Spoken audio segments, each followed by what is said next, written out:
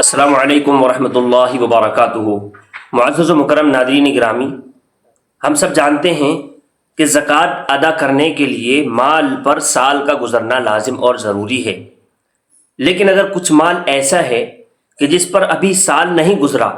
تو اس مال کے زکوٰۃ کرنے کا کیا حکم ہے؟ وہ کس طریقے سے؟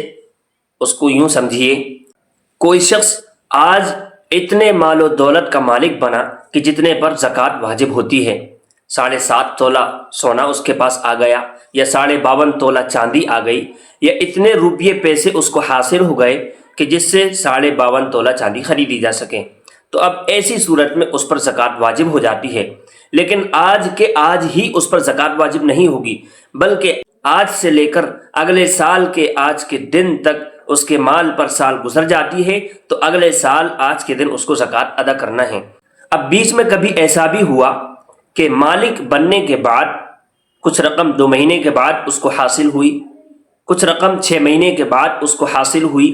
کچھ رقم جس دن زکوٰۃ ادا کرنی تھی اس سے 2 دن پہلے حاصل ہوئی، کچھ رقم جس دن زکوٰۃ ادا کرنی تھی اس سے 1 دن پہلے حاصل ہوئی۔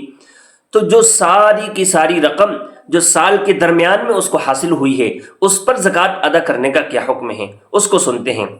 اس سلسلے میں ہمیں یاد رکھنا چاہیے کہ آج جو زکوٰۃ کے مال کا مالک بنا ہے، اگلے سال آج کے دن بیچ میں جتنا بھی مال و دولت اس کو حاصل ہوا ہو، جتنا بھی ساز و سامان اس کو حاصل ہوا ہو، جس دن زکوٰۃ ادا کی جاتی ہے اس دن پورے کے پورے ساز و سامان، پورے کے پورے مال و دولت کا حساب کتاب لگایا جائے گا، اور اس دن جتنا مال و دولت اس کے پاس ہوگا، چاہے وہ 1 دن پہلے آیا ہو، چاہے 2 دن پہلے آیا ہو، چاہے سال کے بیچ میں کسی بھی دن اس کو حاصل ہوا ہو، جس دن زکوٰۃ ادا کرنا ہے اس دن جتنی دولت اس کے پاس ہے اس کا حساب کتاب لگا کر 2.5% کے اعتبار سے اس کو زکوٰۃ نکالنا ہے۔ امید ہے کہ بات سمجھ میں آئی ہوگی۔ جزاکم اللہ خیرا و احسن الجزاء۔